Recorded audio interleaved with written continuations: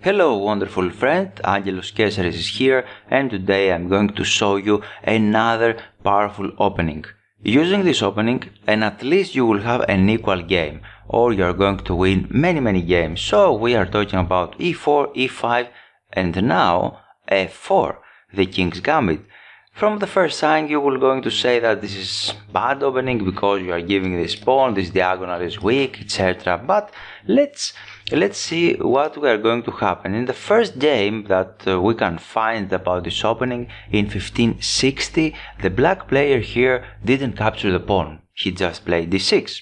White developed the bishop, c6, knight to f3, and now we have a pin, bishop to g4.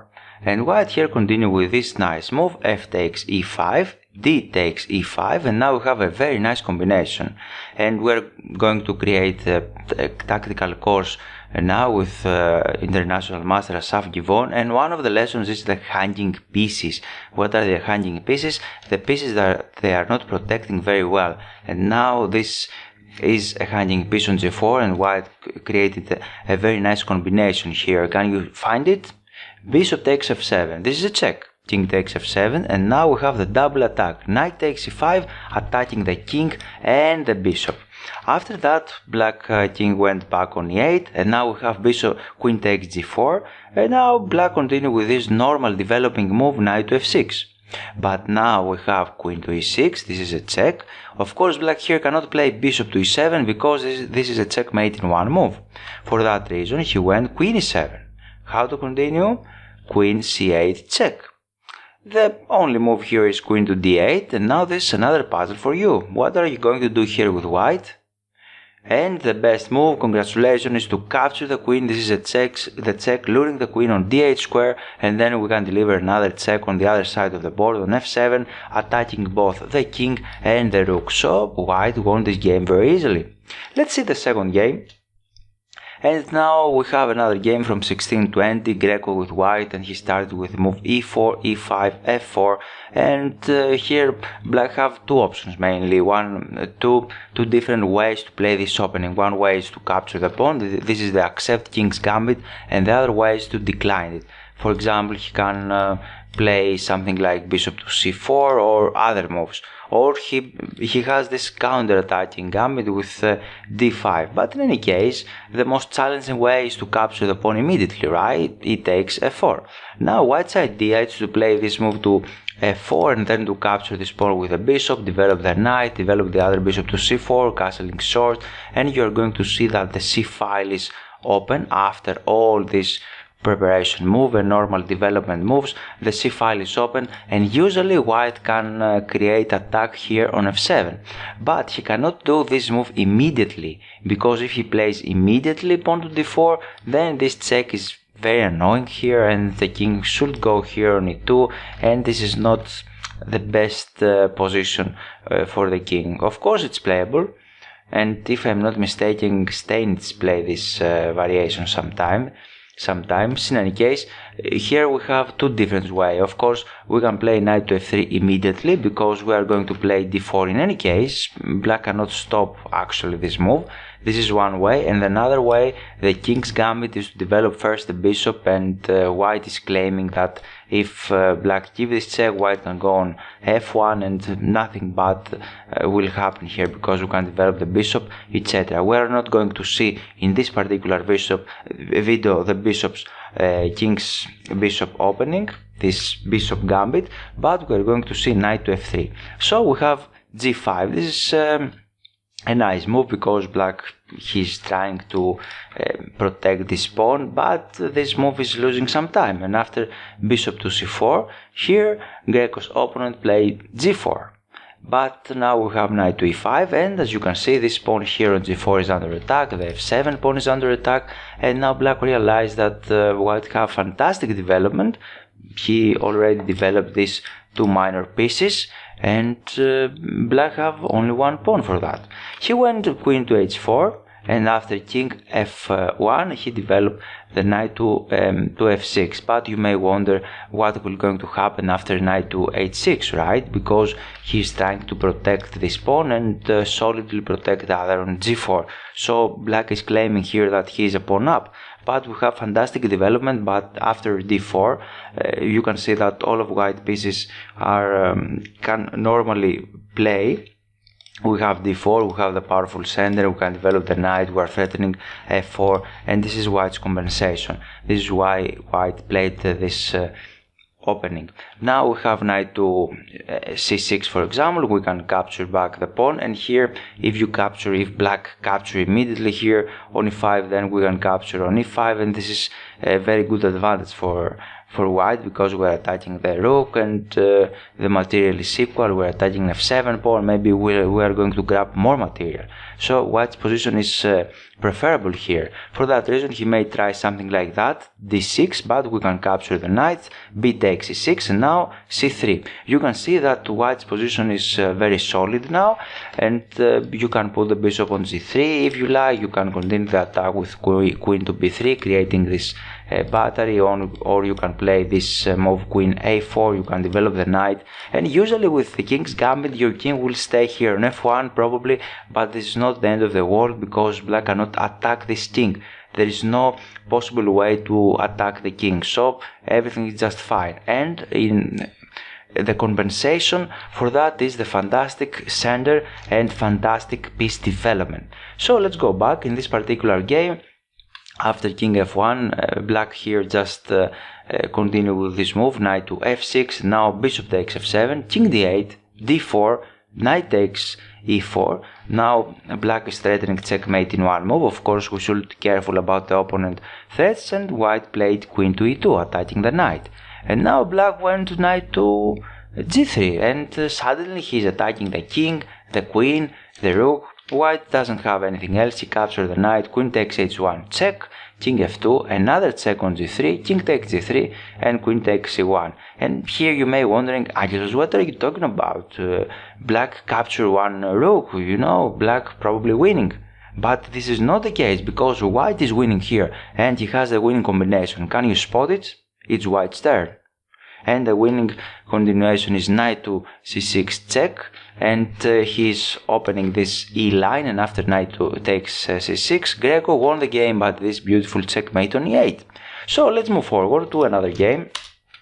And you may wondering that this is for amateurs and not a good players who are going to play that, and for that reason I selected this fantastic game, Panomareov Dominguez. Both players are 2700 plus, so white player started with e4, e5, and guess what? f4. E takes f4, knight to f3 as usual, stopping this check on h4, g5, d4, bishop g7, another normal development in order to protect everything there, knight to c3, d6, g3. This is a key move, because white would like to break this change here, to challenge this change, and after that the main target is this pawn on g5, because if we remove this f4 pawn, the knight and the bishop could possibly attack this g5 pawn. For that reason he didn't do anything. He played this g4, knight h4, f3.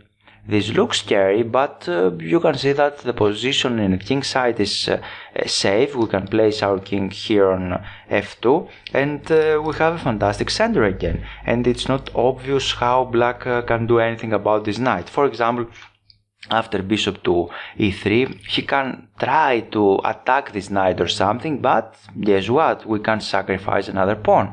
And after bishop takes h4, g takes h4, queen h4, bishop f2. We are attacking the queen. We have a powerful control in the direct squares. We have a powerful central control. We are going to jump here on d5, for example, with the knight. We can castle in long side.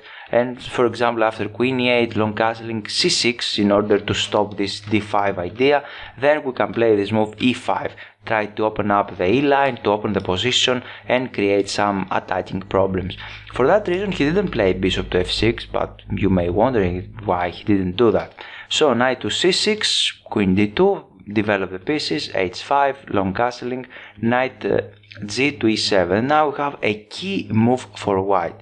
Can you spot it? This is a positional move, of course. And white's idea is h3. This is a fantastic move because we are going to break down this pawn change here. And black went, of course, bishop to d7, bishop c4, and now you see the position is beautiful for white because he just developed all the pieces. He's putting some pressure here on g4. White have fantastic center, and he's ready to start pushing forward the pawns or jump to f5 or bring the other rook in the center. And white have a fantastic compensation here. And the main problem for black is that he cannot castle and he cannot develop easily his pieces. This is why King's Gambit is a popular choice. So, bishop, not the most popular choice, but if you are playing blitz, this is a very nice and powerful choice to do. Choose the King's Gambit in order to attack your opponent. And now bishop e6, it's a tricky move. What are you going to play here with white? And of course d5 looks very nice because you are attacking the bishop and the knight, but after this move knight to e5, black is counter-attacking this bishop, and now he has a fantastic position because e5 square is a powerful outpost for black pieces. For that reason white played here knight to d5, Ponomarev chose this move. We have queen to d7, bishop b3, knight c6, and now we have another very strong move. Can you spot it? It's white's turn, and it's important to go forward. Knight to f5, this is a very nice move. We are attacking the bishop and we are creating a lot of threats here. And he captures on f5, e takes f5, queen takes f5, and finally h takes g4. He can't capture with the pawn actually. He didn't do that in the game because we can capture an h8 check, and after that we have similarly this fork on c7. So he just went queen g4 and we have this check, king d7, knight takes a8, and of course white have material advantage here. Rook takes a8, queen f2 in order to totally blockade this, not this, the f3 pawn, and he will start attacking it in the minute. We have rook e8 and bishop to d5, and after f5, this is the move that black played, white won the game. Why? Because he can capture here on f3 and black's queen is trapped right now. So white won the game. Let's see some more games. In order to understand better this King's Gambit, e4, e5, f4 again, e takes f4, knight to f3, d5. Of course black can counter-attack the center, try to do something there, but white just developed the pieces. Of course to take is a mistake. You should know about that rule. This is something you should know, not capture immediately, but here you can do these things sometimes. You can break the rules because for concrete reasons. For example, after this queen can capture, and then we have this knight f3 attacking the queen, so white is winning time by attacking the black pieces, so it's okay. In the actual game white played here knight to c3, and now we have d takes e4, knight takes e4, bishop to g4, queen e2, and black here captured the knight. This looks very normal, right? But now it's white's turn. What are you going to do? And the best move here is checkmate in one move, because we have this double attack, and in this double attack black doesn't have time to capture any of attacking pieces, neither queen or knight, and the king cannot go anywhere. She cannot go here on d7 though, so this is a checkmate. Let's move forward to see more games. I have another very short game for you. We have again the same opening moves, and now we have bishop to e7. Black's idea is to protect this pawn, this time on f4, by placing these moves, these pawns on g5 and f6. We have h4. This is white's attack. He tried to stop this g5 idea because he's controlling the g5 square, or try to control this square. We have f6, bishop c4 and g5. And now white capture here on g5, f takes g5, and now it's white's turn. What are you going to do here with white? Of course white have better development here, and for that reason he capture the pawn on g5. This is a piece sacrifice, a temporary piece sacrifice, because after bishop takes g5, white won the game. He just give this check on h5 and black resign. Why? Because if black went here on f8, then we can deliver checkmate in one move. This is easy. The other thing is if he went here on e7, then you can choose what piece you are going to take. It's in your taste, of course. You can you can capture the bishop immediately. This is one option for sure. Another option is to give a check on f7. This is a check.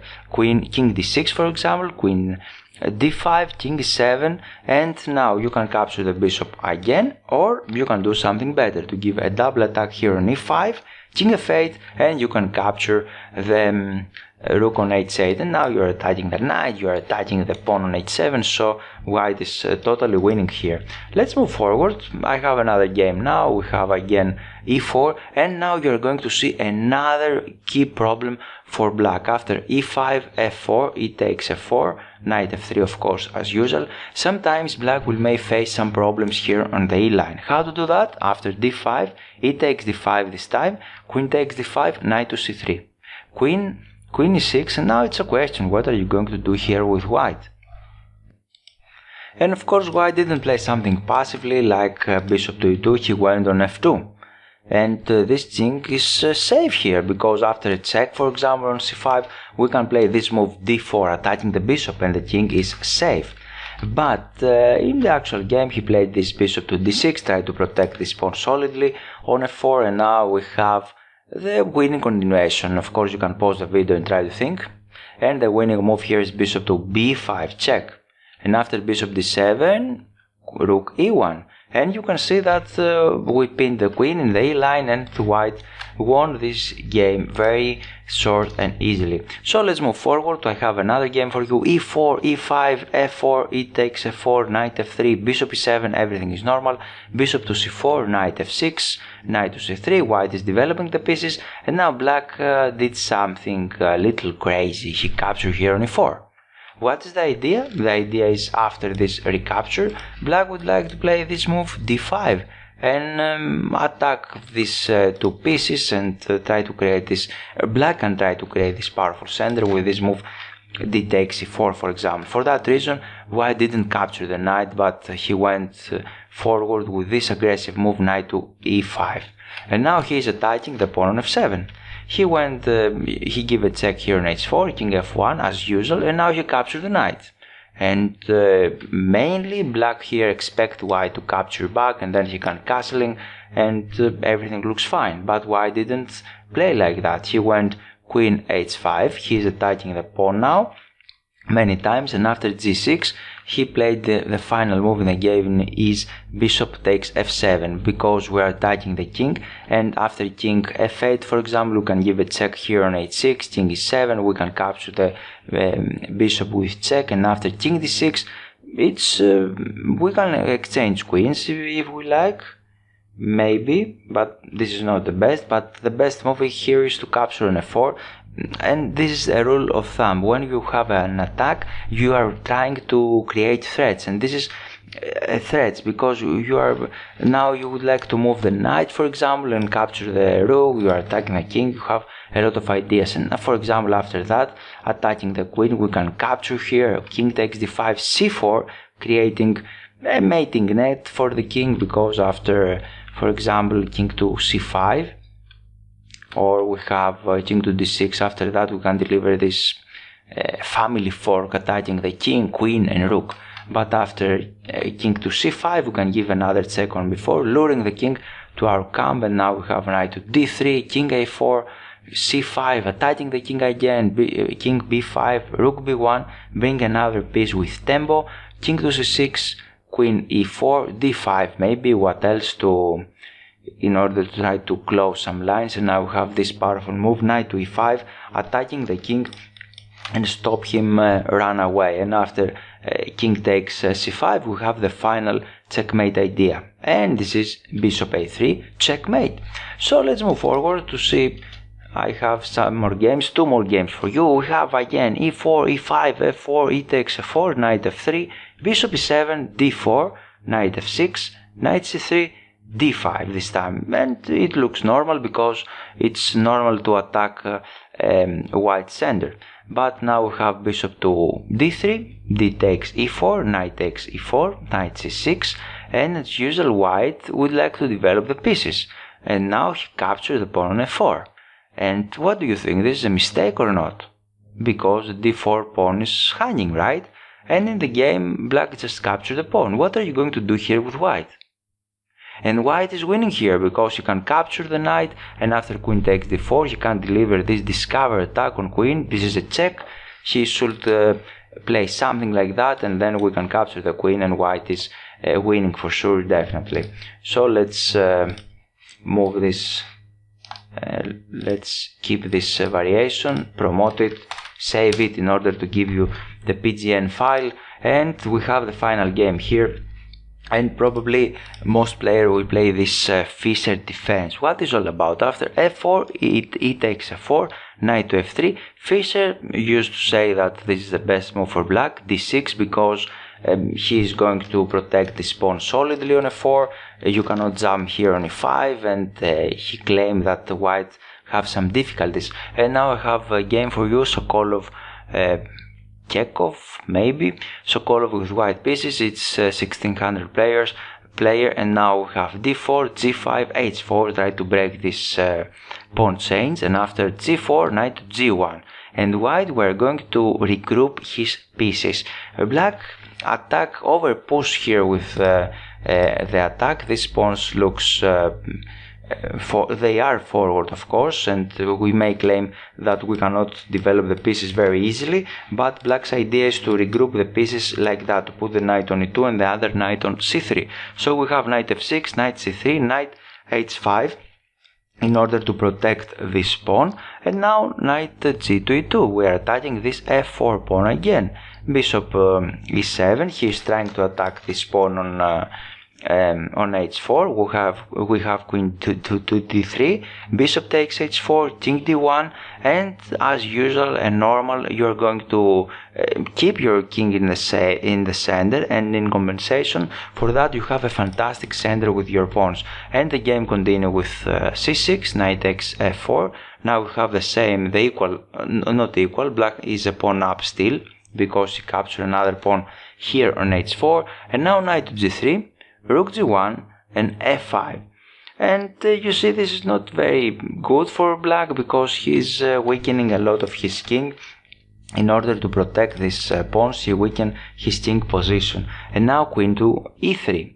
He would like to capture this pawn with check. This is the idea behind it. And after short castling, bishop to c4, he developed all the pieces, and now we have king to h8. And now we have the final puzzle for you. This is a final puzzle for you, of course, and I'm not going to provide the solution, but you are very welcome to write the comments below. It's white's turn, and it is winning, and this is a checkmate in 5 moves. Of course, it's not very dangerous, but you can try to solve it. And it's white's turn. I wish you good luck. I hope you enjoyed this video. Of course, you are very welcome to click the thumbs up button and try to use the King's Gambit with white pieces and have a lot of success. All the best!